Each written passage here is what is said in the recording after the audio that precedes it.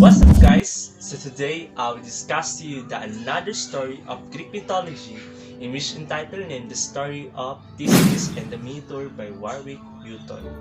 And please don't skip in this video to become understand of what happened in this story. So let's get started! In order to get the full story, you have to find out of what are the characters are like. So let's get an idea of who working with. So this is Theseus. Theseus is a hero, the son of King Aegeus of Athens and Itra of Treason. He was strong, brave, and clever, and he was the founder of Athens. King Aegeus is the king of Athens and the mortal father of Theseus and her wife Itra. Itra is the daughter of Pittheus, king of Treason, and the mother of Theseus. King Minos, son of Zeus and Europe, was the mythical king of Crete, which he was ruled from royal palace of Knossos, and her daughter Princess Ariadne. Princess Ariadne is the daughter of king of Crete. Ariadne is the classic lover, a princess falling in love with a mysterious man from another land. The five villains: Peripets, Sinis, Siren, Cercyon, and Procrustes. And lastly, Minotaur, the son of King Minos and Queen Pasiphae. So I give some little knowledge about what happened of their child in which to become a half man and half bull. So in accordance to some version of the myth, it is Poseidon who punishes King Minos by instilling a passion within King's wife, Queen Pasiphae, for the bull that came from the sea. However, according to the Roman author Hyginus, it is Venus or Aphrodite who curses Queen Pasiphae because the queen had not shown proper piety to the goddess for some times. The goddess punished her by sending a salacious passion for the majestic bull from the sea, and the Minotaur was born. So, based on my research, the word Minotaur is a compound word consisting of the ancient Greek name Minos and the noun Tabrus or bull. Thus, the word Minotaur comes to mean bull of Minos, while the Minotaur's birth name, Asterion, in ancient Greek, Asterion, means starry one. We suggest an association with the bull constellation is Taurus. King Aegeus is the king of Athens, have several women, but none of them managed to give him male heir. The king decided to visit to the oracle of Delphi and inquired to Pythia on what was needed to have a son. Open your wine sack before you arrive in Athens, as it was customary. What oracle said to Aegeus. So the king Aegeus lodged himself into palace of King Pittheus of Treason. After having heard what Pythia had did to Aegeus, the sagacious Pittheus immediately understood the prophecy. So the king Pittheus and her daughter spending the night with the drunk king Aegeus. However, during the night, the princess Itra visited by the goddess Athena in a dream, and she told her, Go to the beach and make an offering to the gods, and your offspring will be blessed by them. and the princess Itra went to the beach and she stepped on the water. Poseidon, the god of seas, appeared, who unified himself with the princess, impregnating her with his divine seed. King Aegeus became aware of Idra's pregnancy and told her, If it's a boy, do not tell anyone that he is my son. King Aegeus lifted a huge rock and put his sandals and sword beneath it. When he has the strength to lift his rock, asked him to go to Athens and assume the position as the Prince of Attica. One day, a beautiful and strong boy was born, named Theseus. He was raised by his wise grandfather, who shaped him to be a true hero. Theseus and his mother, Itra, lived at the bottom of a great mountain at a place called Treason. At last the time came when Theseus had reached a man's full of strength, and Theseus lifted the great rock. Then he taking the sword and the sandals from underneath it, he secured at his side, put the sandals on his feet, and was soon ready to set out for Athens. In other day, Theseus was ready, and he said to goodbye to his mother and his grandfather and began his journey by the land. At that time, the country between Treason and Athens was wild and rocky, and behind many of these rocks lurked giants and robberies. The first villain to be dispatched was Periphetes, was the son of Hippasus and Aticlea. Just like his father, Periphetes was lame in one leg, which is unable to walk properly because of damage to one or both their legs. He also only had one eye, like a cyclops. He would roam the roads from Athens to Treason. He would travel these roads, robbing travelers and terrorizing the villages along the way. His weapon was a large bronze club, which he used to rob travelers with. They fought. In the end, Theseus killed Periphetes. The second villain, Sinis. Sinis was a robber who would force everyone he met to bend a tree. When the person couldn't hold the tree any longer, it threw him to the ground, killing him. Theseus met Sinis and defeated him, then killed him with his own method. When Theseus came to the coastal city of Megara, he met the semi-divine man, Sciron, who would force travelers to wash his feet and then kick them from a cliff into the sea to be eaten by a giant sea turtle, which waited on the rocky shore. Theseus threw Sciron to his death from the cliff. The fourth villain was Circeio, the champion wrestler who crushed to death anyone who passed his way. But Theseus beat him at his own sport. And lastly was Procrustes, who used to pretend to entertain strangers at his hotel of sorts and force them onto a bed. If they were too tall for his bed, he would cut off their heads or hit their feet. If they're too short for it, he would stretch them using weights to fit it. Procrustes met his end at the hands of the Greek hero Theseus, who killed him at the same way that the robber took care of his victims. At this time, Medea, a beautiful woman and a famous sorceress, was living in the king's palace, as she had a son named Midas, whom she wished to place on the throne. After King Aegeus was gone, Theseus came to Athens, but this perfectly natural feeling of Medea's led to a very evil act. By means of her knowledge of poisonous herbs, she mixed a very potent potion, which would cause instant death to anyone who drank of it.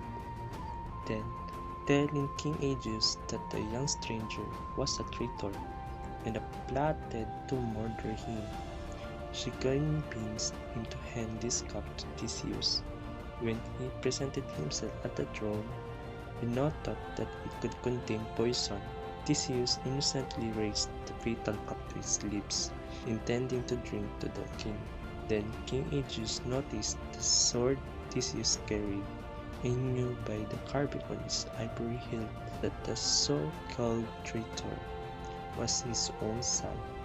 Instantly, he struck the cup from the hand of Theseus and welcomed the young man as a father should welcome his son.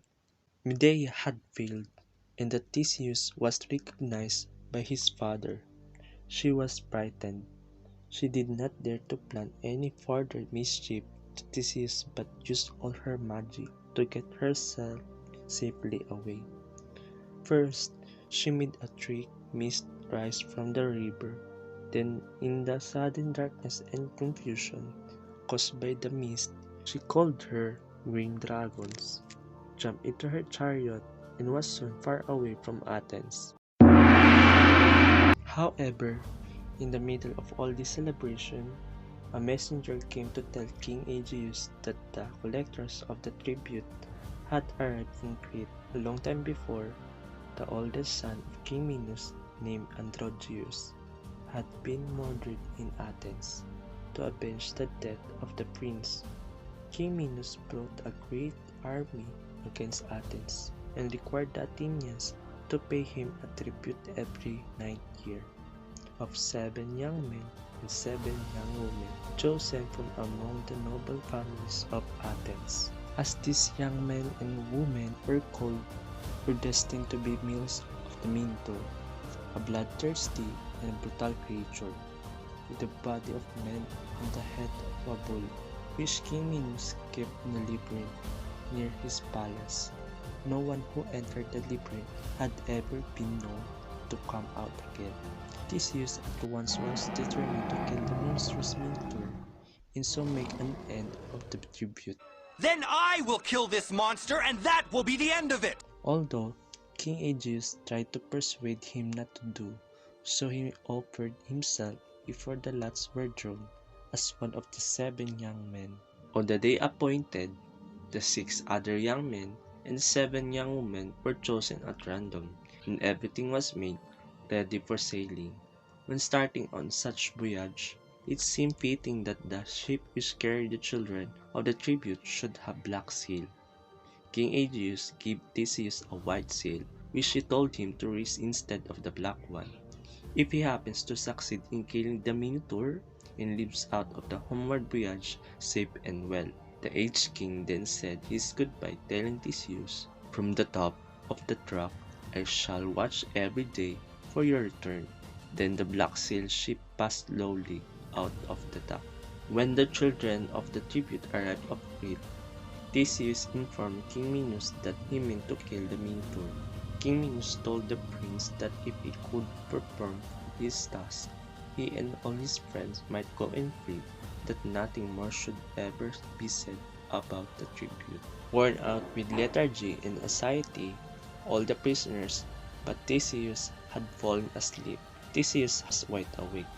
Princess Ariadne was very beautiful, and daughter of King Minos was gestured him to come out. Its white marble walls looked very high and strong in the moonlight. Theseus could clearly hear the heavy breathing of the sleeping Minotaur. This is the best time to attack the creature. Do not wait until the morning. Princess Ariadne whispered. The Minotaur is in the very heart of the labyrinth. The sound of his breathing will show you in what direction you must go. Here is a sword, and here is a crew of yarn, by means of which after you have killed the monster, you can find your way back. With these words, she handed him the sword and the clue of yarn, of which she kept one end in her own hand, then opened for him a door leading to a secret passage into the labyrinth. Theseus, holding the sword in one hand and the string of yarn in the other, entered the labyrinth. The interior was all cut up into narrow paths bordered by high walls. There never was another labyrinth of so complicated as this one, which was made by the famous Daedalus. Theseus went. He could hear the heavy breathing more and more clearly, and knew that he was getting closer to the center where the monster he was seeking lived. Meanwhile, Princess Ariadne, holding her end of the yarn, she waited a long time. She could not tell how long. Then she heard a great roar that shook the strong walls of the labyrinth.